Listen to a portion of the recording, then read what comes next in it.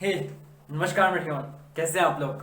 I wish and I hope you are doing perfectly fine and just be joyful and keep smiling. Just be joyful, ठीक है? Okay, तो welcome back. तो हम लोग क्या पढ़ेंगे आज? कुछ नया शुरू करेंगे जो है क्या है? Reflection of light from a plane surface. जी हाँ, हम लोग आज क्या पढ़ने वाले हैं? आज हम लोग शुरू करेंगे reflection of light from a plane surface. हम लोग ने लाइट के बारे में, और ये फर्स्ट एपिसोड है इसका, ये जो आज का वेब सीरीज है उसका ये फर्स्ट एपिसोड है। और हम लोगों ने लाइट के बारे में तो बहुत कुछ पढ़ चुका है डिटेल में, ठीक है? ओके, ठीक है, तो चलिए शुरू करता हैं। ओके, कहाँ से शुरू करें हम लोग? कहीं तो शुरू करना पड़ेगा, फिजिक्स पढ़ रहे हैं तो कहाँ से शुरू किया जाए? चलिए शुरू करते हैं एक ऑब्जर्वेशन से। कहाँ से शुरू करें? एक ऑब्जर्वेशन से शुरू करते हैं हम। ऑब्जर्वेशन क्या है वो देखिए। मान लीजिए यहां पर ये एक ए बी एक सरफेस है। ए बी क्या है? कहां लिखे हम? यहां लिखते हैं। ए बी क्या है? ए बी एक सरफेस है। सरफेस कैसा सरफेस है? Surface of an object. कोई भी ऑब्जेक्ट का एक सरफेस है, या फिर कोई भी मटेरियल हो सकता है, या फिर और मीडियम हो सकता है, एक मीडियम का surface. Please will have to be more specific. हाँ, ए बी क्या है? ए बी एक सरफेस है, मतलब कि एज इफ अगर ये मेरा एक ऑब्जेक्ट है, इसका जो ये ऊपर का लेयर दिख रहा है आपको, ये फ्रंट फेस, ये सरफेस हो गया। अगर मेरे पास ये स्टेपलर है तो ऊपर का ये जो फेस दिख रहा है ना, ये सरफेस है ना, ये सरफेस हो गया, ये ऑब्जेक्ट का ये सरफेस है। जैसे ये बोर्ड है, इस बोर्ड का सरफेस क्या हुआ? ये जो आपको दिख रहा है ये हो गया सरफेस ऑफ द बोर्ड, ठीक है? तो ए बी क्या है? एक सरफेस है। वो ऑब्जेक्ट का भी हो सकता है, एक कोई मटेरियल का भी हो सकता है, या फिर कोई मीडियम का भी हो सकता है। सही है इतना? चलो, मीडियम। ओके, अच्छा। और यहां पर हम एक, मान लीजिए, पॉइंट सोर्स अज्यूम कर रहे हैं। POINT SOURCE, point source P। ये पॉइंट सोर्स है, ठीक है? ओके, अब ये पॉइंट सोर्स है तो यहां से कुछ रेज ऑफ लाइट नीचे आके गिरेगा। एरो बना दिए, क्यों? भूलना मत भैया, जब भी आप सोर्स से रेज ऑफ लाइट बनाओगे तो एरो देना जरूरी है। एरो इंडिकेट करता है कि लाइट किस डायरेक्शन में प्रोपागेट कर रहा है, लाइट किस डायरेक्शन में प्रोपागेट कर रही है, इंपॉर्टेंट है, ठीक है? अब देखिए, अब क्या क्या पॉसिबिलिटीज है हम लोग के पास, क्या क्या पॉसिबिलिटीज है। देखिए, ऐसा हो सकता है कि लाइट आए, इसको हिट करे, एंड कुछ पोर्शन वापस इसी में बाउंस बैक कर जाए। क्या हो रहा है? एक पॉसिबिलिटी ये है, ये एक पॉसिबिलिटी है जहां पर क्या हो रहा है कि ये है मेरा लाइट रेज इंसिडेंट हुआ, इंसिडेंट। ये क्या है मेरा? ये मेरा इंसिडेंट रेज है, इंसिडेंट रेज, ठीक है?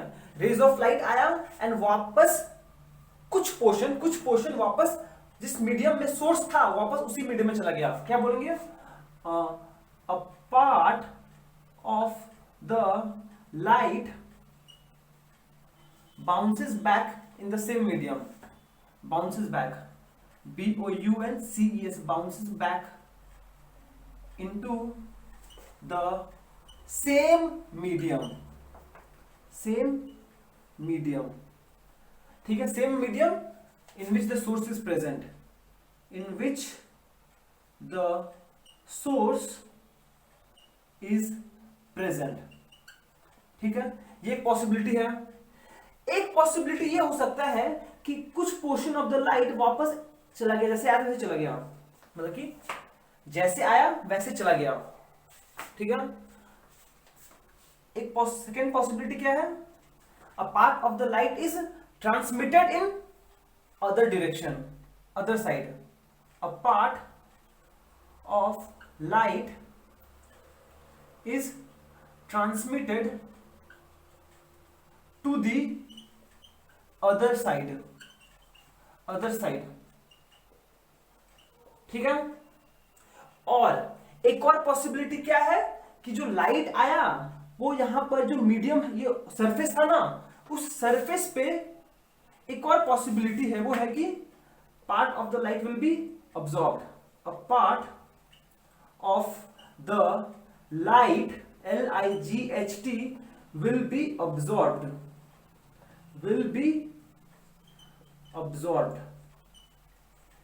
इन तीनों के अलावा और कोई कुछ भी नहीं हो सकता है। क्या बोल रहे हैं हम कि अगर एक सरफेस है, कोई भी सरफेस हो सकता है, मुझे पता नहीं है, कोई भी ऑब्जेक्ट का सरफेस हो सकता है, कोई भी मीडियम का सरफेस हो सकता है, या फिर कोई भी मटेरियल का सरफेस हो सकता है। और यहां पर हम लोग एक पॉइंट सोर्स रखे हैं, सोर्स है लाइट आ रहा है। अब जब लाइट आ रहा है तो तीन पॉसिबिलिटीज है। एक तो यह हो सकता है कि लाइट आया एंड कुछ पार्ट ऑफ द लाइट वापस इसी मीडियम में चला गया, बाउंस बैक कर गया, ठीक है, बाउंस बैक कर गया। सेकेंड पॉसिबिलिटी ये है कि रे ऑफ लाइट आया और वो दूसरा मीडियम में चला गया, दूसरी तरफ चला गया, दूसरी साइड ट्रांसमिट हो गया, ठीक है। और एक ये भी हो सकता है कि कुछ portion of the light observe हो गया। मतलब तीन पॉसिबिलिटी है। एक तो ये हो सकता है, अच्छा बाउंस बैक हो सकता है, ये रहा, एक हो सकता है ये बाउंस बैक, ठीक है, दूसरा हो सकता है ये ट्रांसमिटेड, तीसरा हो सकता है ऑब्जॉर्ब्ड। इन तीनों को छोड़ के और कोई पॉसिबिलिटी है नहीं, ठीक है, सही है, समझ गया, ओके। एंड अब देखिए ये जो प्रोसेस हुआ कि लाइट आया एंड वापस चला गया, इसको बोलते हैं रिफ्लेक्शन। इस प्रोसेस को, बाउंसिंग बैक को बोलते हैं रिफ्लेक्शन, ठीक है। ये जो प्रोसेस लाइट आया और दूसरी डायरेक्शन में चला गया चुपचाप, इसको बोलते हैं ट्रांसमिशन, MISSION, ठीक है। एंड ये जो प्रोसेस हुआ कि कुछ पोर्शन ऑफ द लाइट आया और वो मीडियम के अंदर ही अब्सॉर्ब हो गया, उसको बोलेंगे अब्सॉर्प्शन ऑफ लाइट,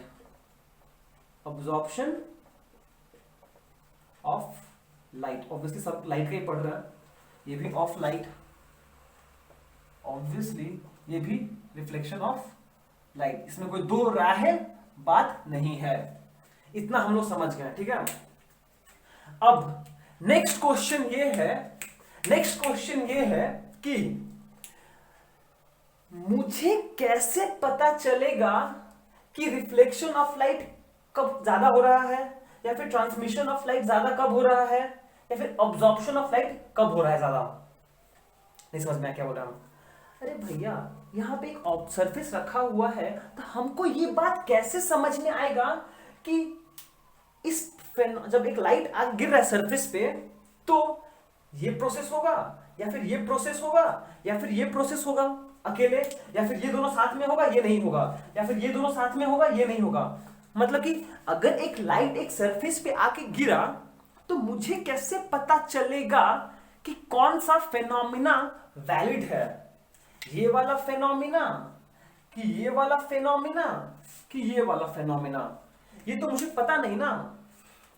तो इसको पता करने के लिए कि कौन सा फेनोमिना होगा, रिफ्लेक्शन होगा, ट्रांसमिशन होगा कि ऑब्जॉर्प्शन होगा, ये डिपेंड करता है कि ऑब्जेक्ट, जो सरफेस का ऑब्जेक्ट है वो किस तरह का है, जो ऑब्जेक्ट मटेरियल मीडियम बोलिए, उस पर डिपेंड करता है कि रिफ्लेक्शन होगा कि ट्रांसमिशन होगा कि ऑब्जॉर्प्शन होगा। समझ में आ क्या बोले? हम ये बोल रहे हैं कि when a ray of light is incident on the surface, which phenomena will be exhibited, कौन सा phenomena होगा, ये डिपेंड करता है नेचर ऑफ द सरफेस पे, कि सरफेस का नेचर क्या है, जो ऑब्जेक्ट है उसका नेचर क्या है, ठीक है। तो अब देखिए, अब कहां लिखे हम, ये मुझे नहीं चाहिए, इसको हटा देते थोड़ा के लिए बस। तो देखिए हम लोग का डिपेंड करेगा ऑब्जेक्ट पे, ठीक है। नोटिस कीजिए कि अरे ब्लू पेन दिखाई देता है, ब्लू पेन दिखाई देता है, हाँ देता है, चलिए।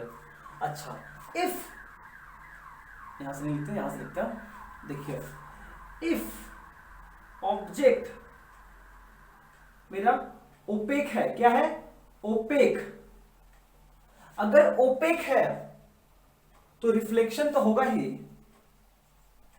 रिफ्लेक्शन तो होगा ही, पर साथ ही साथ जो रिमेनिंग पार्ट होगा ना वो क्या होगा, अगर ओपेक है तो लाइट दूसरी तरफ जा नहीं पाएगा, मतलब ट्रांसमिशन नहीं होगा, तो क्या होगा, सिंपली ऑब्जॉर्प्शन होगा, रिफ्लेक्शन के साथ ऑब्जॉर्प्शन होगा।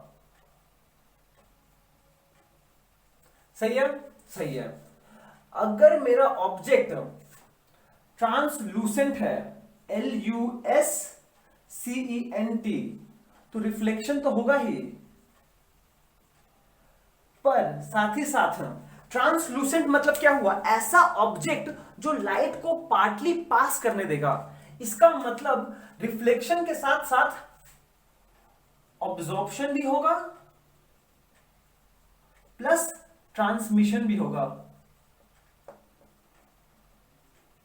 समझ में आया? क्यों? क्योंकि जो ट्रांसलूसेंट ऑब्जेक्ट है वो तो लाइट को पार्टली पास करने देगा, जब पार्टली पास करने देगा तो कुछ ट्रांसमिशन भी होगा और साथ ही साथ हमेशा कुछ ना कुछ ऑब्जॉर्प्शन तो होता ही है, हमेशा कुछ ना कुछ ऑब्जॉर्प्शन तो होता ही है, ठीक है। पर भैया अगर ट्रांसपेरेंट है, PARENT, अगर ट्रांसपेरेंट है तो क्या होगा, देखिए रिफ्लेक्शन तो हो ही सकता है, बहुत कम होगा, ट्रांसपेरेंट रिफ्लेक्शन बहुत कम होगा, बहुत कम होगा, पर इस केस में ऑब्जॉर्प्शन नहीं होगा, बस ट्रांसमिशन होगा, MISSION, ट्रांसमिशन होगा, ठीक है, समझ में आया? देखिए ओपेक ऑब्जेक्ट है तो मोस्ट, देखिए हर टाइम तीनों फिनोमिना होता ही है, ठीक है, हर जब भी लाइट कोई भी सरफेस पे आके गिरे तो most of the time 99% of the time तीनों फिनोमिना एग्जिबिट होता है, ठीक है, पर मतलब कि जो मैक्सिमम इंटेंसिटी है, जो मैक्सिमम क्या होगा वो डिपेंड करता है कि ऑब्जेक्ट क्या है। अगर ओपेक ऑब्जेक्ट है उस केस में मैक्सिमम ऑब्जॉर्ब हो जाएगा एंड 50-50 ओपेक है तो, पर अगर ट्रांसलूसेंट है तो ये मान लीजिए 50% रिफ्लेक्ट करेगा, अच्छा लिख देते हैं, लिख ही देते हैं यहाँ पर हम, ठीक से। अगर ओपेक है तो मान सकते हैं हम कि 50-50 होगा, ठीक है, पर अगर ट्रांसलूसेंट है तो रिफ्लेक्शन 25% होगा, ऑब्जॉर्प्शन 25% के लगभग, एंड ये 50% के बस ट्रांसमिशन होगा, ठीक है। एंड अगर ट्रांसपेरेंट है तो क्या होगा, मैक्सिमम 75%, क्या 80% से 90% ज्यादा हो जाएगा, 90% पास कर जाएगा, 10% ही रिफ्लेक्ट करेगा, ऐसा कुछ होगा, ठीक है। मतलब कि हम बस ये बोलना चाहते हैं आपको दिमाग में कि जब भी लाइट कोई सरफेस पे इंसिडेंट होगा तो ये तीनों फिनोमेना होगा, पर इंटेंसिटी वैरी कर सकता है depending upon nature of the substance क्या है, ठीक है। ओके, ये क्लियर, समझ में आया? इसको हम मिटा रहे हैं, मिटा रहे हैं, आप नोट कर लो इसको, हम मिटा रहे हैं। ओके, तो चलिए अब नेक्स्ट देखिए, हम लोग समझ गए, अब चलिए स्टार्ट करते हैं रिफ्लेक्शन। अब रिफ्लेक्शन मतलब क्या समझते हैं हम लोग, इसका डेफिनेशन देते हैं। What is reflection? रिफ्लेक्शन क्या है? The phenomenon of bouncing, BOUNCING, bouncing back of light into the same medium, into the same medium in which the source is present, in which the source is present, PRESENT, present, after striking, striking, after striking the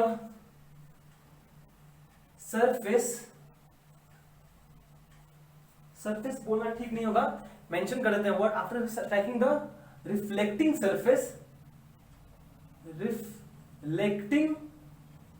surface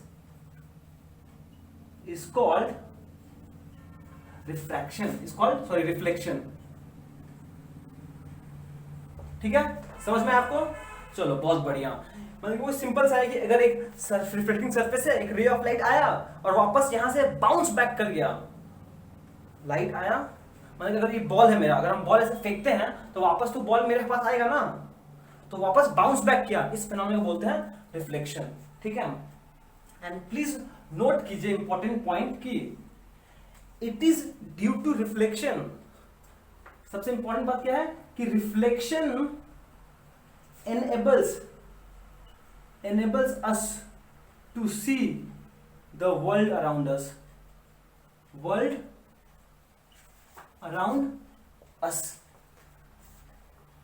it is the phenomena of reflection जिसकी वजह से हम लोग अपने आसपास का object देख पाते हैं। लुमिनस ऑब्जेक्ट को कैसे देखते हैं? लाइट डायरेक्टली आके हम लोग आंख में मीट करता है लुमिनस ऑब्जेक्ट से, तो हम लोग समझ रहा है ना? हाँ, लुमिनस ऑब्जेक्ट से लाइट डायरेक्टली मेरे आंख में आया, स्ट्राइक किया, तो हम लुमिनस ऑब्जेक्ट को देख पाए। जब लाइट आके स्ट्राइक करता है आईज को, तो ये मेरा एक मैसेज भेजता है ब्रेन को, वो होता है। एंड सिमिलरली अगर एक नॉन लुमिनस ऑब्जेक्ट है तो क्या होता है, लाइट उस पर आके इंसिडेंट होता है और वो इंसिडेंट लाइट को रिफ्लेक्ट करता है हम लोग के आंख में। उस प्रोसेस से हम लोग नॉन लुमिनस ऑब्जेक्ट को देख पाते हैं। ठीक है, मतलब कि लाइट आया, नॉन लुमिनस ऑब्जेक्ट पे हिट किया, वापस मेरे आंख में, इसलिए हम ये दीवार देख पा रहे हैं।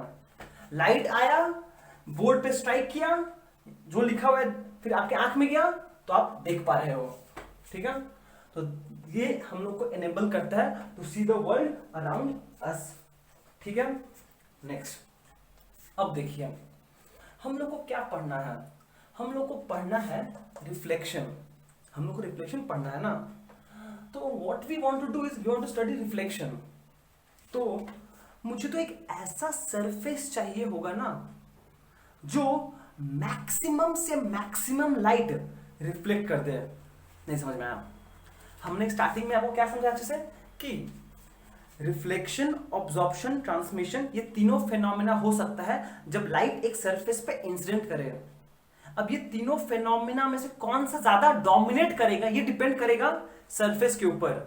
तो सिंस हम लोग रिफ्लेक्शन पढ़ना चाहते हैं, तो मुझे कैसा सरफेस चाहिए? मुझे एक ऐसा सरफेस चाहिए जो मैक्सिमम से मैक्सिमम लाइट को रिफ्लेक्ट कर दे। ठीक है, अच्छा क्या चाहिए मुझे? एक ऐसा सरफेस चाहिए now to get maximum amount of light to be reflected we need a surface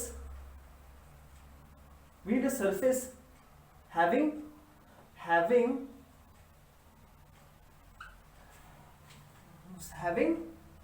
क्या बोल सकते हैं, very smooth and polished, POLISHED, polished surface. ठीक है, मतलब कि मुझे एक ऐसा सरफेस चाहिए जिसका ये क्वालिटीज हो, स्मूथ हो एंड हाईली पॉलिश्ड हो, very smooth and highly polished, HIGHLY, highly polished. ठीक है, एंड ऐसा सरफेस फॉर्चुनेटली है हम लोग के पास, जिसको बोलते हैं हम लोग मिरर। मिरर एक ऐसा सरफेस है ना जो परफेक्टली स्मूथ है एंड हाईली पॉलिश्ड है, बहुत स्मूथ है, एकदम मक्खन की तरह, एंड चमकता भी, तो पॉलिश मतलब कि फिनिशिंग बहुत अच्छा है उसका। ठीक है, तो ऐसा एक सरफेस है मेरे पास जिसको हम लोग बोलते हैं मिरर। ठीक है, एंड ऑब्वियसली मिरर हम लोग का दो कैटेगरी में आ सकता है, एक होता है प्लेन मिरर प्लेन मिरर, दूसरा हो सकता है spherical mirror, SPHERICAL, spherical mirror, ठीक है। पर प्लेन मिरर मतलब ऐसा होगा, ठीक है, और स्फेरिकल मतलब ऐसा हो सकता है, सॉरी, ऐसा हो सकता है, फिर अगर ये हो सकता है कि एक बार ऐसा हो और हम ऐसे कर दें और इनर साइड पॉलिश किया हो, ये क्या हो, ठीक है, ठीक है। अब आप मुझसे पूछ रहे हैं भैया क्या बनाए हो, ये क्या नीचे कांटा कांटा क्यों बनाए हो इसके साथ, और इधर कांटा कांटा इधर कांटा कांटा क्यों बनाए हो, ठीक है। अभी हम लोग जो पढ़ेंगे, हम लोग प्लेन मिरर्स के बारे में पढ़ेंगे, स्फेरिकल मिरर्स के बारे में भी पढ़ना है हम लोग को, पर वो प्लेन मिरर के बाद आएगा, ठीक है। अभी हम लोग इंटरेस्टेड होंगे सिर्फ प्लेन मिरर में पढ़ने के लिए, पर ये आपको पता होना चाहिए कि ये भी पढ़ना है आपको, इसके बारे में पढ़ना है, बाद में आएगा प्लेन मिरर, ठीक है। तो फर्स्ट पॉइंट ये है कि मिरर बनता कैसे है, ठीक है। क्या होता है कि आप स्टार्टिंग में ना एक प्योर ग्लास स्लैब ले लो, ग्लास स्लैब, मान लीजिए आपने एक प्लेन ग्लास स्लैब ले लिया, क्या बोले हम, मतलब ये मान लीजिए ग्लास स्लैब है, आपको फ्रंट व्यू नहीं मिल रहा है, आपको साइड व्यू मिल रहा है, आपको हम साइड व्यू दिखा रहे हैं, ठीक है। ओके, अब देखिए ग्लास प्लेट है, ग्लास प्लेट है। अब इस ग्लास प्लेट को क्या कहते हैं ना, आप एक साइड ना ग्लास का एक साइड को सिल्वर कर दो, सिल्वर कलर से पॉलिश कर दो, सिल्वर का लिक्विड जो होता है ना, सिल्वर को लिक्विड फॉर्म में ले जाओ और उसको वहां से पॉलिश कर दो, ठीक है। और भी डिफरेंट प्रोसेस भी होता है, पर हम आपको बस बेसिक में समझा रहे हैं कि एक ग्लास प्लेट लीजिए और एक साइड को सिल्वर से पॉलिश कर दीजिए, मतलब कि आप एक ग्लास स्लैब लीजिए, ऑब्वियसली उसका एक फेस, दो फेस होगा ना, टक टक, आपका मर्जी है, एक फेस को आप सिल्वर कर दो, मान लीजिए हम इस फेस को सिल्वर कर रहे हैं, तो ऐसा लाइन बनाने का मतलब ये है कि मिरर का ये जो साइड है ना, ये जो साइड है ना, इसको हम लोग सिल्वर कलर से पॉलिश किए हैं, इसको बोलते हैं polished surface, POLISHED, polished surface, ठीक है, पॉलिश्ड सरफेस ये हो गया।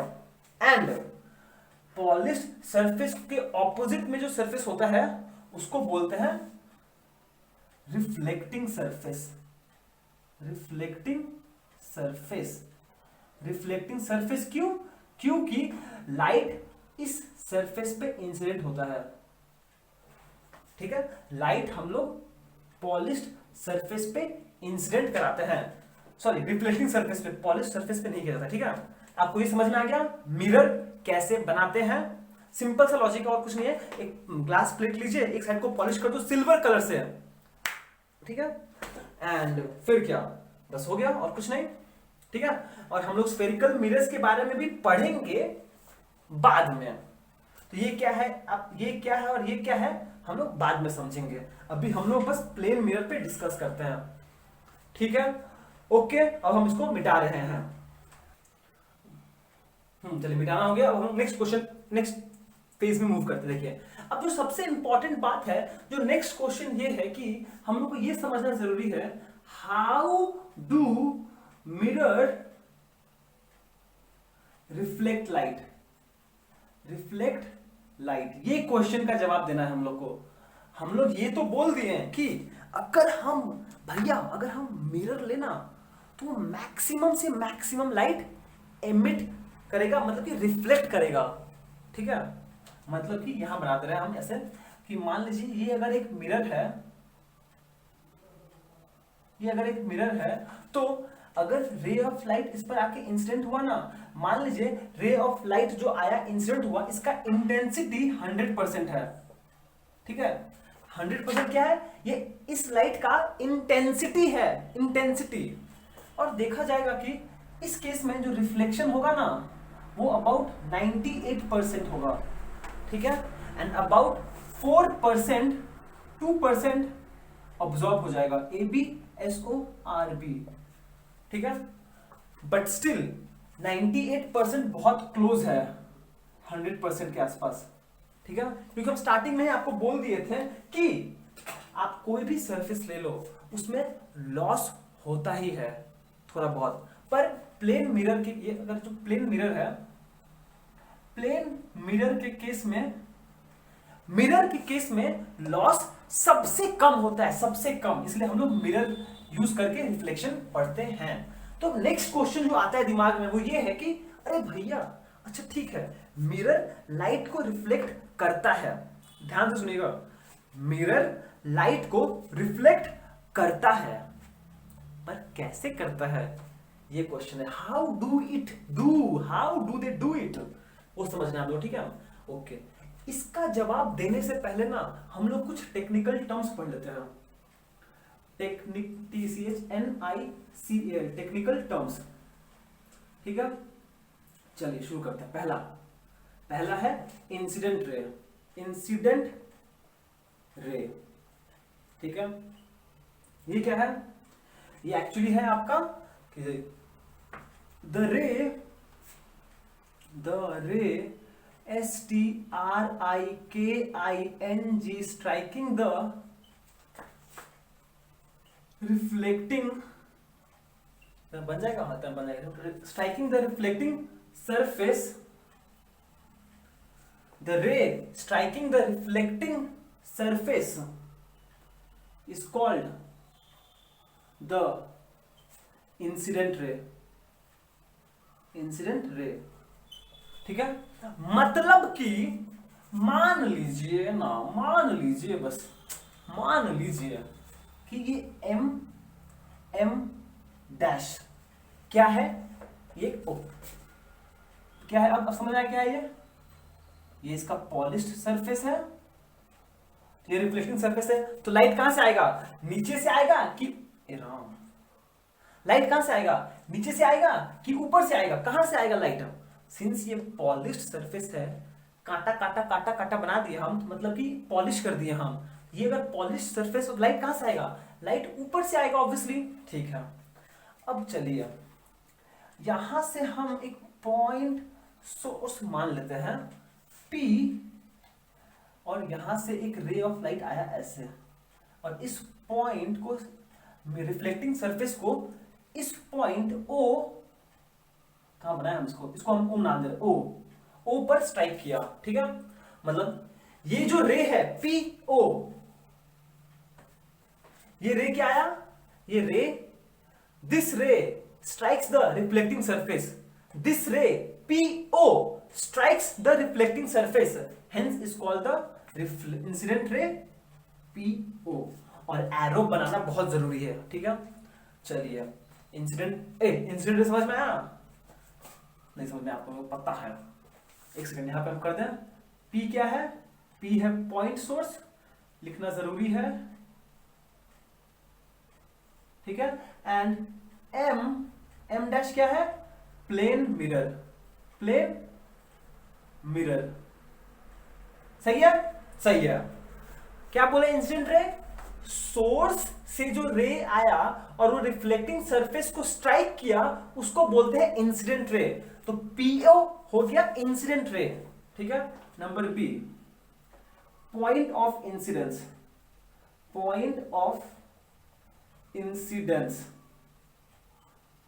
ठीक है।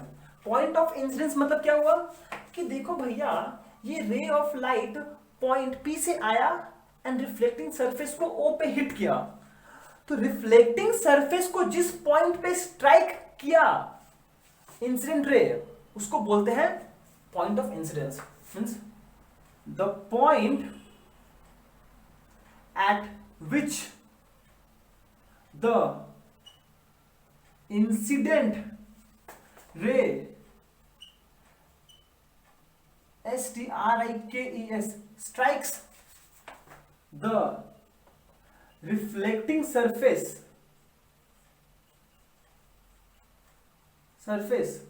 is called, the point at which the incident ray strikes the reflecting surface is called point of incidence,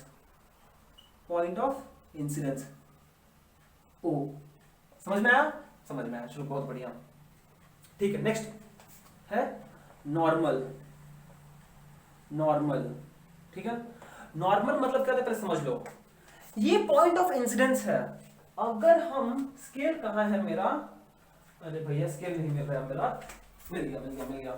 अगर अगर हम पॉइंट ऑफ इंसिडेंस पे एक परपेंडिकुलर लाइन बनाए, मतलब कि ये जो पॉइंट ऑफ इंसिडेंट रे ने जहां पे उसको हिट किया वहां पे अगर हम एक नॉर्मल बनाए, ऑब्वियसली उसको डॉटेड लाइन से बनाएंगे हम। नॉर्मल नॉर्मल नॉर्मल मतलब a line perpendicular to the reflecting surface. Normal मतलब क्या है, इसको नाम दे रहे हैं, मान लीजिए n dash n, a line perpendicular to the normal surface. मतलब ये एंगल कितना होगा, ये एंगल 90 डिग्री, ये एंगल 90 डिग्री है। ठीक है, नॉर्मल क्या है, a perpendicular drawn, a perpendicular line, better word है, a perpendicular line drawn, DRAWN, drawn to the normal, to the reflecting surface, to the reflecting surface. कहां लिख रहे हैं, इसको लिखते हैं यहां पर एन डैश है, रिफ्लेक्टिंग सरफेस हो गया बस। उसको बोलते हैं normal. A perpendicular line drawn to the reflecting surface is called the normal. समझ में आया? Next ABCD। अब क्या बना सकते हैं हम यहां से, अब हम बना सकते हैं angle of incidence, angle of incidence. ठीक है, अब आप नोटिस करो इस फिगर में, आप नोटिस करो प्लीज कि ये इंसिडेंट रे है, ये क्या इंसिडेंट रे है ना, ये इंसिडेंट रे है, ये क्या है, नॉर्मल है। ये इंसिडेंट रे है, ये नॉर्मल है। इन दोनों के बीच में आपको कुछ एंगल दिख रहा है, इसको बोलते हैं एंगल ऑफ इंसिडेंस, जिसको हम लोग आई से डिनोट करते हैं। ठीक है, तो क्या बोलेंगे, angle of incidence is the angle between the incident ray and the normal at the point of incidence, at the point of incidence। ठीक है, the angle, और इसको आई से डिनोट करते हैं, आई से डिनोट करते हैं, the angle between the normal and the incident ray at the point of incidence को बोलते हैं angle of incidence। ठीक है, ओके। अब देखिए अब क्या होगा, और दो बचा है बस। अब देखिए दो पॉसिबल, एक क्या हो सकता है, एक ऐसे आएगा रे ऑफ लाइट, ऐसे वापस चला जाएगा। ठीक है, समझ में आया क्या बोले हम, क्या बोल रहा है, समझ में आया? अरे रिफ्लेक्शन तो होगा ही ना, लाइट आया वापस ऐसे चला गया, बाउंस बैक कर गया, तो हम लोग क्या बोलेंगे, एक और आ गया वापस, रिफ्लेक्टेड रे। रिफ्लेक्टेड रे क्या बोल सकते हैं, the light ray obtained after striking the reflecting surface, the LIGHT light ray obtained after striking the reflecting surface, the light ray obtained after striking the reflecting surface and bouncing after, अरे इतना क्यों लिखे हम, obtained after striking the reflecting surface and bouncing back in the same medium, and BOUNCING, bouncing back, bouncing word ठीक मिलेगा, and traveling in the same back, and traveling back in the same medium, in the same medium is called refracted ray। मतलब ये क्या है मेरा, ये है refracted ray, मतलब कि वो रे आफ्टर जो मेरे को मिल रहा है after reflection is called refracted रे। ठीक है, एंड फाइनली एक और चीज बच गया है, इसको बोलते हैं angle of refraction, angle between the refracted रे and the normal at the point of incidence, उसको बोलते हैं एंगल ऑफ रिफ्रैक्शन। तो फाइनली एक और पॉइंट बस बच गया है, जिसको बोलते हैं एंगल ऑफ रिफ्रैक्शन। ये क्या है? यह है simply angle between the refracted रे, ओहो इसको नाम क्यों दे रहे हैं, तो ओ क्यू हो गया आपका, ओ क्यू हो गया रिफ्रैक्टेड रे। तो एंगल बिटवीन द रिफ्रैक्टेड रे and the normal at the point of incidence, at the point of incidence को बोलते हैं एंगल ऑफ रिफ्रैक्शन, जिसको हम लोग स्मॉल आर से डिनोट करते हैं। देखिए इतना समझ में आया कि नहीं आया? प्लेन मिरर, सोर्स, यहां से एक रे ऑफ लाइट आके जो रिफ्लेक्टिंग सरफेस को स्ट्राइक किया उसको इंसिडेंट रे, जिस पॉइंट पे स्ट्राइक किया पॉइंट ऑफ इंसिडेंस। अगर हम इस पॉइंट ऑफ इंसिडेंस पे Ram perpendicular line drawn to the reflecting surface drawn at the point of a perpendicular line drawn to the reflecting surface at the point of incidence, यहाँ पे note कर दो at the point of incidence, at the point of incidence, ये important word है। क्या लिखे हैं हम? A perpendicular line drawn to the reflecting surface at the point of incidence। दिखाई दे रहा है ना? हाँ दिखाई दे रहा है। प्लीज ये वर्ड बहुत जरूरी है, भूलना मत इसको। at the point of incidence बहुत इंपॉर्टेंट है। उसको बोलते हैं नॉर्मल। नॉर्मल और इंसिडेंट रे के बीच का जो एंगल है एंगल ऑफ इंसिडेंस। अब रिफ्लेक्टेड रे क्या होगा? वो रे जो आफ्टर रिफ्रैक्शन बाउंस बैक कर गया है उसको बोलेंगे रिफ्रैक्टेड रे, and angle between the refracted रे एंड द नॉर्मल को बोलते हैं एंगल ऑफ रिफ्रैक्शन। ये सारा टेक्निकल टर्म्स है जो हम लोग को जानना बहुत जरूरी है। ठीक है, अब हम इसको मिटाएंगे, फिर नेक्स्ट क्वेश्चन पे मूव ऑन करेंगे हम लोग। तो आप इसको कॉपी कर लो अच्छे से, हम इसको मिटा रहे हैं। हम लोग टेक्निकल टर्म्स समझ चुके हैं। Then back to this question, how do mirror reflect light? How do they do this? ठीक है, ओके चलिए एक क्वेश्चन पूछ रहे हैं आपसे, इसका आंसर दीजिएगा आप। ठीक है, क्वेश्चन क्वेश्चन क्वेश्चन यहां लिखेंगे हम क्वेश्चन क्वेश्चन। क्वेश्चन ये है कि भैया ये हमारे पास एक प्लेन मिरर है, ठीक है, एंड ये भी एक प्लेन मिरर है। दो प्लेन मिरर, क्या बात है भैया, दो प्लेन मिरर। हाँ दो प्लेन मिरर, और यहां से एक सोर्स ऑफ लाइट है, यहां पर इंसिडेंट हुआ ऐसे, ठीक है, ये P है एंड यहां भी एक ये है ऐसे आके इंसिडेंट हुआ, ये मेरा P है, ये है। तो आप मेरे को रिफ्लेक्टेड रे बना के दो, वही क्वेश्चन है, how do mirror reflect light. अरे यार कहां से क्या कर दिया गड़बड़।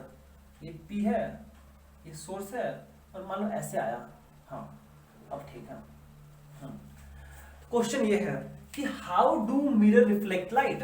क्वेश्चन ये है कि अगर प्लेन मिरर है, ये इंसिडेंट रे है, क्या है ये दोनों, ये और ये क्या है, इंसिडेंट रे है, इंसिडेंट रे। तो उस केस में आप मेरे राम खराब कर दिया अपना पेन। उस केस में आप मुझे बता सकते हो कि रिफ्लेक्टेड रे कौन सा होगा। रिफ्लेक्टेड, हम रिफ्रैक्शन पढ़ रहे कब से, राम कहीं कहीं हम रिफ्रैक्शन वर्ड यूज किया, गलती से माफ कर दीजिएगा। ठीक है, तो आप लोग उसको रिफ्लेक्ट कर लेना। रिफ्लेक्टेड रे क्या होगा बताइए मेरे को। रिफ्लेक्टेड रे, रिफ्लेक्टेड रे, रिफ्लेक्टेड गलती किए होंगे हम, रिफ्लेक्टेड रे। ठीक है, आप बोल सकते हो ये होगा रिफ्लेक्टेड रे। ठीक है, ये पर्सन ए ये बोल रहा है, एक भैया है जिनका नाम ए है, वो ये बोल रहा है, पर ये कोई बोल रहा है ये है, ये एक भैया है बी, ये बोल रहे नहीं ये रिफ्लेक्टेड रे होगा, ये रिफ्लेक्टेड रे होगा, और हम बोल रहे हैं कि ये हम बोल रहे हैं कि ये है। तो सही कौन सा है कैसे पता चलेगा मुझे। सिमिलरली यहां भी तो कितना सारा भी तो हम रिफ्लेक्टेड रे बना सकते हैं। अगर सब लोग आके अपना अपना बात बोलेगा तो पता कैसे चलेगा सही कौन सा है। इन तीनों में से एक्चुअल रिफ्रैक्टेड रे कौन सा है? इन चारों में से एक्चुअल रिफ्रैक्टेड रे कौन सा है? क्योंकि अगर इंसिडेंट रे एक है तो रिफ्लेक्टेड रे भी तो एक ही होना चाहिए। समझ में आया? इस सवाल का जवाब देने के लिए बनाया गया है what is called laws of reflection. इस सवाल का जवाब देने के लिए कि how do mirrors actually reflect, क्योंकि अगर एक इंसिडेंट रे है तो रिफ्लेक्टेड रे भी तो एक ही होगा, तो इन तीनों में से कौन सा होगा? इन चारों में से इसका रिफ्लेक्टेड रे कौन सा होगा, ये मुझे कैसे पता चलेगा? ये बताएंगे हमारे भैया लॉज ऑफ रिफ्लेक्शन। और हम लोग के पास दो लॉज ऑफ रिफ्लेक्शन है। पहला बोला जाता है कि angle of reflection is equals to angle of incidence that is I is equals to R। सही है? सही है। एंड दूसरा जो ये है वो बोलता है कि the incident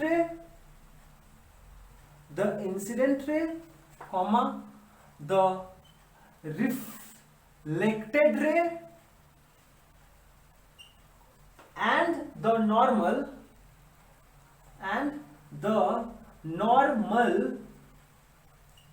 at the point of incidence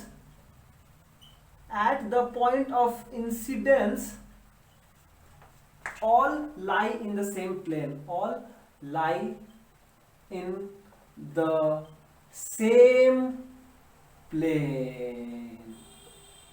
ठीक है, चलिए पहले इसका जवाब देते हैं हम, इसका जवाब देते हैं हम लोग। ठीक है ठीक है ठीक है ठीक है। तो लॉजिक ये है कि भैया इन तीनों में से रिफ्लेक्टेड रे कौन सा होगा, उसके लिए क्या करना पड़ेगा आपको? आपको इंसिडेंट रे दिया हुआ है, आपको ये पता है ये पॉइंट ऑफ इंसिडेंस है, तो सबसे पहले क्या करो आप क्या करोगे? सबसे पहले ये यहां पर आप एक नॉर्मल बना के एक नॉर्मल बना लीजिए। ठीक है, सबसे पहले नॉर्मल बनाइए eight the point of incidence. ठीक है, फिर आप ये मेजर करो कि एंगल ऑफ इंसिडेंस कितना है। सही है, कर सकते हैं। एंड जितना ये एंगल ऑफ इंसिडेंस होगा उतना ही एंगल पे रिफ्लेक्टेड रे होगा। मतलब कि वो होगा, ये वाला होना चाहिए। अगर ये आर है तो ये होगा मेरा रिफ्लेक्टेड रे,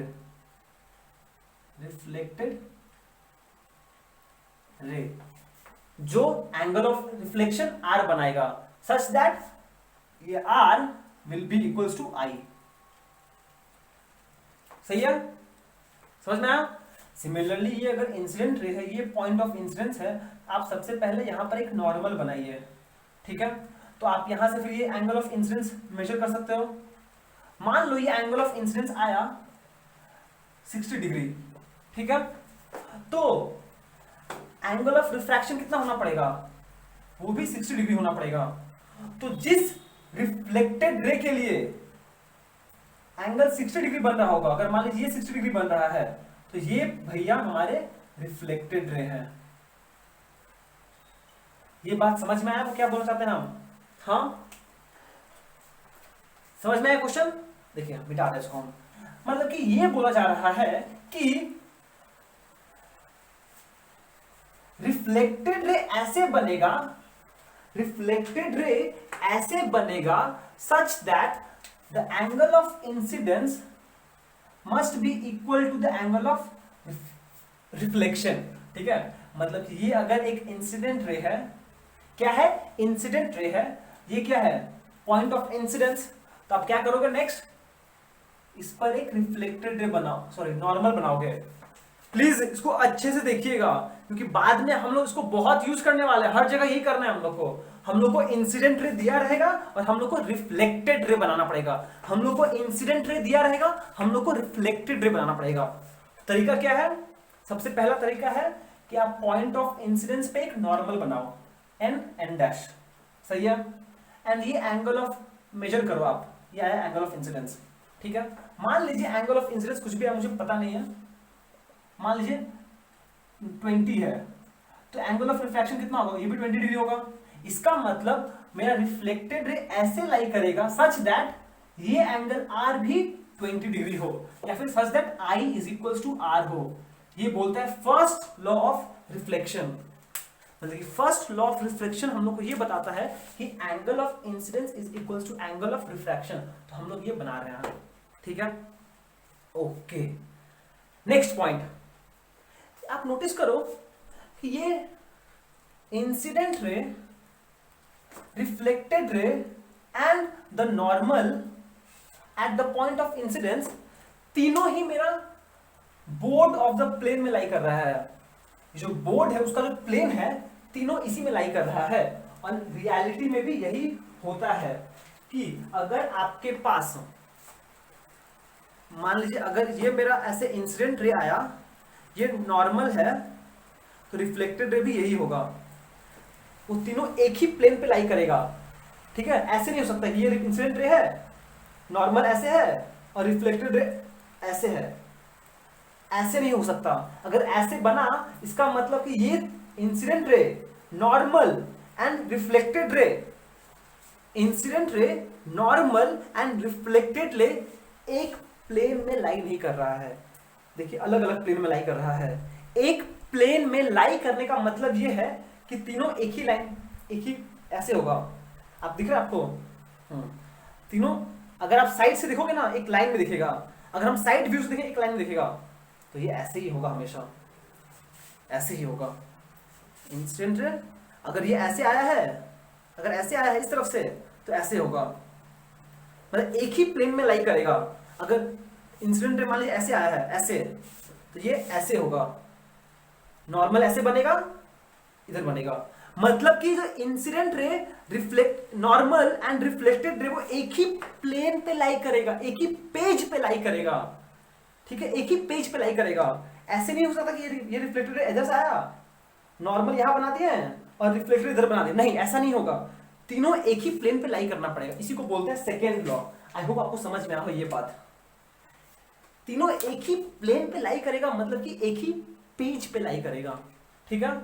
और ये समझ में आ गया आपको, ठीक है, ओके। तो चलिए अब हम लोग नेक्स्ट क्वेश्चन पे मूव ऑन करते हैं। नेक्स्ट क्वेश्चन, चलिए इसी को यूज करके आप मेरे को इसका जवाब दीजिए। तो आप जवाब दीजिएगा। इसका जवाब क्या है, क्वेश्चन क्या है, ये है, मान लीजिए ये अगर एक प्लेन मिरर है, question question question question question question question, question ये है कि ये मान लीजिए भैया ये P है मेरा इंसिडेंट रे, ये हम बना दिए पॉइंट ऑफ इंसिडेंस, ये हो गया नॉर्मल N डैश, ये है मेरा मिरर M डैश, और ये है मेरा रिफ्लेक्टेड रे Q। सही है। बोला है ये एंगल दिया हुआ है 50 डिग्री, बोला है फाइंड R। ऑब्वियसली ये एंगल इंसिडेंस होगा I, ये एंगल होगा R, ठीक है।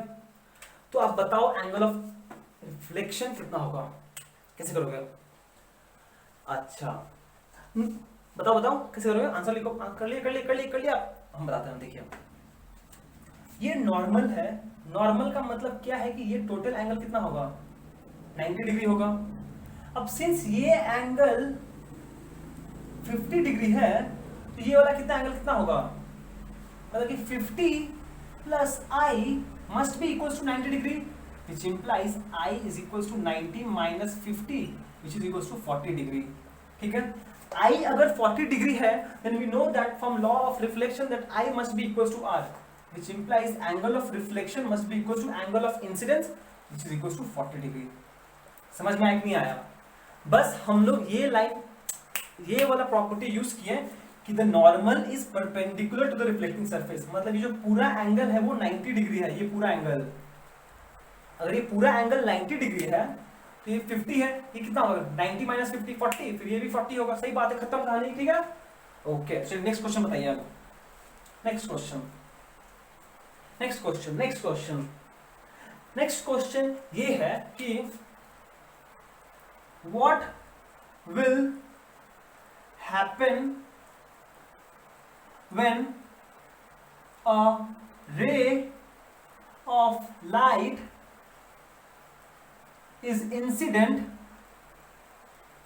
normally on the reflecting surface, normally on the reflecting surface। Question पढ़िए पहले, लंबा सा क्वेश्चन है। क्वेश्चन क्या बोला है? क्वेश्चन ये बोला गया है कि आप बताइए कि क्या होगा अगर एक रिफ्लेक्टिंग सरफेस पे जो रे ऑफ लाइट है वो नॉर्मली गिरे, नॉर्मली गिरे, ठीक है। मतलब सिचुएशन कैसा है? कुछ ऐसा है। कैसा है? ऐसा है कि आपके पास यहां पर एक रिफ्लेक्टिंग सरफेस है, ठीक है। ये मिरर मान लीजिए m डैश, ठीक है, ठीक है। एंड यहां पर एक पॉइंट सोर्स है मान लीजिए, and ray of light normally गिर रहा है। नॉर्मली मतलब परपेंडिकुलरली गिर रहा है, यह है रे ऑफ लाइट, ठीक है। ये पॉइंट P है, ठीक है। समझ में आया? समझ में आया।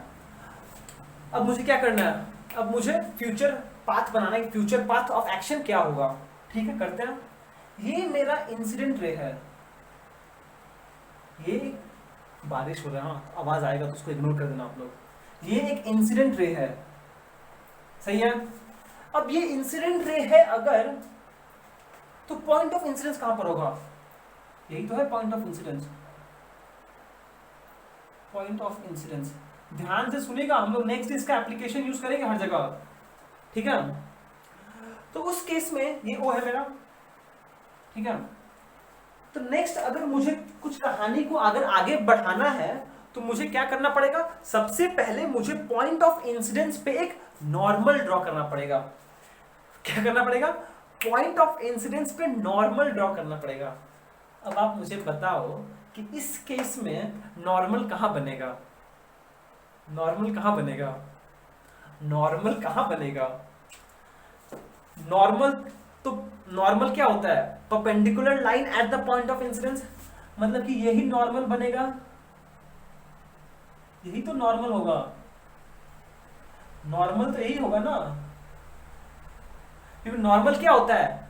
अ perpendicular line, a line drawn perpendicular to the reflecting surface at the point of incidence, at the point of incidence। इसका मतलब क्या हुआ कि the incident ray and the normal they overlie या फिर overlap। प्लीज ध्यान सुनिए, इसको याद रहा हूं, ठीक है। मतलब कि इस केस में क्या हो जा रहा है कि the incident ray and the normal they overlap। समझ में क्या हो रहा है? देखिए आप नोटिस कीजिए, here the incident ray and the normal they overlap, they overlap। अगर ओवरलैप कर गया विच इंप्लाइज एंगल ऑफ इंसिडेंस कितना होगा? बोल पाएंगी? सॉरी, एंगल ऑफ इंसिडेंस कितना होगा बता पाओगे? देखो ये आ गया आपका एंगल ऑफ इंसिडेंस। देखिए एंगल ऑफ इंसिडेंस क्या होता है? Angle between the normal and the incident ray. ये अगर इंसिडेंट रे होता मेरा तो ये एंगल होता। अब जैसे जैसे इसको हम पास ला रहे हैं एंगल ऑफ इंसिडेंस क्या हो रहा है? कम हो रहा है। इसको पास ला रहे हैं, अब जब इसको ओवरलैप कर देते एंगल ऑफ इंसिडेंस कितना हो गया? कुछ एंगल है? नहीं है, ये एंगल ऑफ इंसिडेंस है। अब जैसे जैसे ये आ रहा है कम हो रहा है, कम हो रहा है, कम हो रहा है, कम हो रहा है, कम हो रहा है, कम हो रहा है, और जब ओवरलैप कर गया तो angle of incidence, thank you, zero हो जाएगा। अगर एंगल ऑफ इंसिडेंस जीरो है which implies angle of refraction must be equal to angle of incidence, zero ही होना पड़ेगा। लॉज ऑफ रिफ्लेक्शन के हिसाब से angle of incidence must be equal to angle of reflection, therefore this must be zero, which implies reflected ray भी वापस जैसे आया था वैसे ही चला जाएगा। इसका मतलब ये हुआ thus the reflected ray will trace back the original path, trace back the original path, original path. समझ में आया क्या बोले हैं कि अगर इफ अ रे ऑफ, तो आप लोग प्लीज ये बात दिमाग में बैठा लीजिए कि if a ray of light is incident normally it will retrace back its path. It will retrace its path back. Retrace the path back. Retrace the path backward. PATH, retrace the path backward. BACKWART. इसका answer ये हुआ। देखिए समझ में आया कि नहीं आपको? ठीक है, समझ में आया? कितना टाइम हो गया? ठीक है, चलिए थोड़ा टाइम बाकी, एक और चीज बाकी वो करा देते बस। ये हो गया आपका, चलिए मिटा रहे हैं हम। अच्छा देखिए नाउ, अब देखो Hindu, depending on the nature of surface, nature of surface, ठीक है, कि सरफेस कैसा है मुझे पता नहीं है। मान लीजिए सरफेस है आपका एकदम very smooth, SMOOTH, smooth and highly polished, POLISHED, highly polished, ठीक है। ये एक तरह का सरफेस है। या फिर यहां पे एक और तरह का सरफेस है जो हम बोल रहे हैं रफ एंड अनइवन सरफेस, ठीक है। सरफेस दो तरीके का हो सकता है, इधर ये हो सकता है या फिर ये हो सकता है, और तो कुछ नहीं हो सकता ना। प्लीज ध्यान समझिए क्या बोल रहे हैं हम ये बोल रहे हैं कि depending upon the nature of the surface, कि सरफेस मेरा स्मूथ है, पॉलिश्ड है या फिर रफ एंड अनइवन है। इसका एग्जांपल क्या हो सकता है स्मूथ का? इसका एग्जांपल हो सकता है प्लेन मिरर और स्टिल वाटर, कुछ भी बोल दो, ठीक है। और यहां पे क्या हो सकता है द वॉल या फिर पेजेस ऑफ बुक, ठीक है। पर आप बोलो अरे नहीं भैया, पर जो वॉल है और बुक है ये तो बहुत स्मूथ है, एकदम इवन है। नहीं, जब आप कोई भी ऑब्जेक्ट को माइक्रोस्कोप के अंदर नीचे देखोगे ना, उसको मैग्नीफाई करोगे, तब आप देखोगे नहीं सच में ये इवन नहीं है, अनइवन है, रफ है, ठीक है। दिस इज द फैक्ट, ठीक है। ओके अब देखिए हम क्या एक्चुअली करना चाहते हैं ना, हम ना क्लासिफिकेशन ऑफ रिफ्लेक्शन करना चाहते हैं, हम रिफ्लेक्शन को कैटेगराइज करना चाहते हैं। देखिए कैसे, ओके पहले समझते हैं, ठीक है। If a parallel beam of light is incident on a very smooth and highly polished surface. If a parallel beam of light is incident on a very smooth highly polished surface, then the reflected ray are also a parallel beam of light in a fixed direction, DIREC direction, ठीक है। and such reflection is called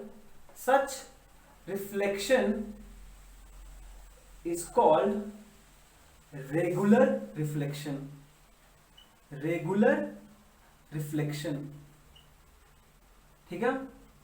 क्या बोले हम लोग ये बोल रहे हैं कि मान लीजिए आपके पास एक प्लेन मिरर है या फिर हाईली पॉलिश्ड सरफेस है, बहुत स्मूथ एकदम मक्खन की तरह, और यहां पे अगर रेज ऑफ लाइट पैरेलल आएगा, अगर मेरे पास पैरेलल बीम ऑफ लाइट आया है तो क्या होगा, खुद ही देखो। Since parallel beam of light है, अगर हम यहां पर नॉर्मल बनाते हैं तो हर एक केस में एंगल ऑफ इंसिडेंस क्या होगा। सिंस ये पैरेलल बीम ऑफ लाइट है, हर एक रे के लिए एंगल ऑफ इंसिडेंस सेम होगा आई। अब अगर एंगल ऑफ इंसिडेंस सेम है, एंगल ऑफ इंसिडेंस सेम क्यों है, क्योंकि ये एक फ्लैट सरफेस है, प्लेन सरफेस है, एंड ये पैरेलल बीम ऑफ लाइट है, तो हर केस में एंगल ऑफ इंसिडेंस तो सेम ही होगा। अब since angle of incidence her case में सेम है, तो reflected ray angle of reflection भी सेम होगा। तो हर केस में कहां गया मतलब, ओ ये हाथ में ही है, तो हर केस में एंगल ऑफ रिफ्लेक्शन भी तो आ रही होगा, such that the reflected ray is also a parallel beam of light in fixed direction। क्या बोला है, is also a parallel beam of light in fixed direction। समझ में आया कि पैरेलल क्यों हो रहा है, क्योंकि वो फ्लैट सरफेस पे इंसिडेंट हुआ है ना, फ्लैट सरफेस पे जब इंसिडेंट हुआ है तो हर सिंस ये पैरेलल बीम है, हर केस में एंगल ऑफ इंसिडेंस सेम है। अब अगर एंगल ऑफ इंसिडेंस सेम है तो एंगल ऑफ रिफ्लेक्शन भी तो हर एक रे के लिए सेम होगा, मतलब कि सेम डायरेक्शन में जा रहा है, इसीलिए पैरेलल बीम ऑफ लाइट मिलेगा मुझे। मतलब कि अगर मेरे पास एक फ्लैट सरफेस, मोमेंटम खराब होता है, अगर मेरे पास एक highly polish surface plane mirror है और यहां पे parallel rays of light incident हुआ, तो रिफ्लेक्टेड रेज ऑफ लाइट भी पैरेलल होगा। इस टाइप का रिफ्लेक्शन को बोलते हैं हम लोग रेगुलर रिफ्लेक्शन, ठीक है। और क्यों होता है समझ गए हम लोग, ठीक है। पर नोटिस कीजिए, when a parallel beam of light is incident on the rough or uneven surface, then the reflected rays go in many different direction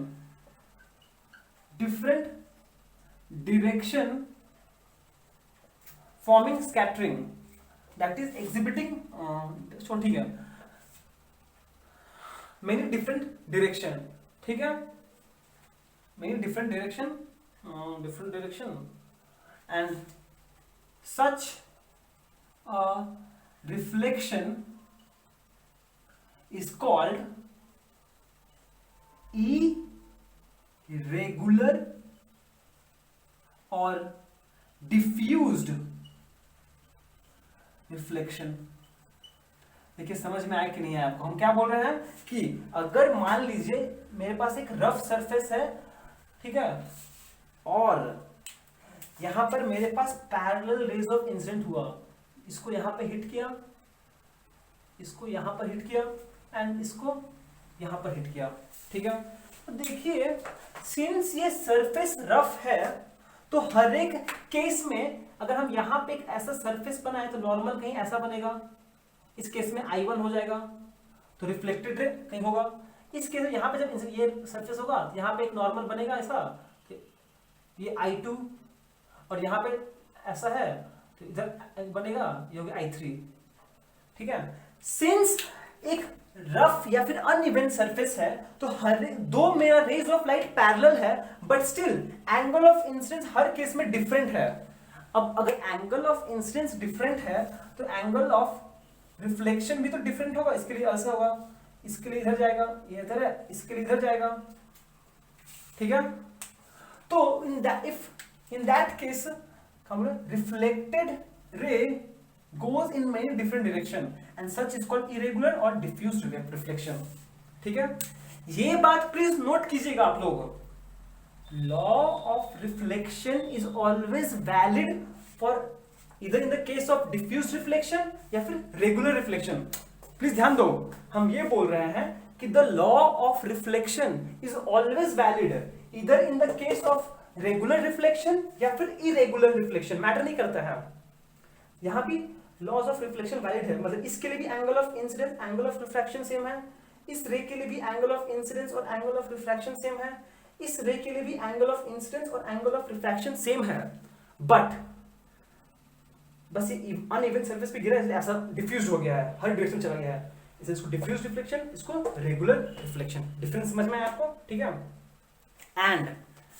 and एक और बात बस खत्म करने के लिए कि हम लोग आसपास जो भी ऑब्जेक्ट को देख पाते हैं ना, आसपास जितने भी ऑब्जेक्ट को हम देख पाते हैं ना, is due to diffuse reflection, ठीक है, not due to regular reflection.